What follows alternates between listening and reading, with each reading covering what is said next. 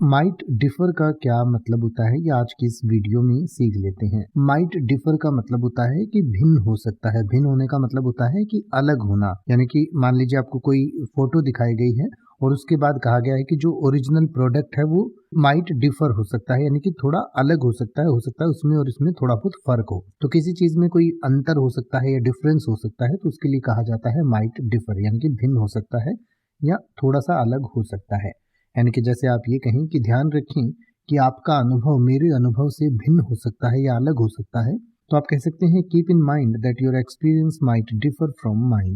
Keep in mind that your experience might differ from mine. या अगर आप ये कहना चाहें कि अलग अलग परिस्थितियों के आधार पर प्रयोग के परिणाम भिन्न हो सकते हैं या अलग अलग हो सकते हैं, तो आप कह सकते हैं the result of the experiment might differ based on varying conditions. The result of the experiment might differ based on varying conditions. अब आप ऐसे ही किसी भी वर्ड का मतलब हिंदी और इंग्लिश में YouTube पर सर्च कर सकते हैं। आपको मेरी वीडियो मिल जाएगी जिसमें आप बिना किसी फालतू बकवास के सीधा उस वर्ड का मतलब समझ पाएंगे। तो ऐसी ही वीडियोस को देखते रहने के लिए चैनल को सब्सक्राइब करें और बेल आइकन को प्रेस करें।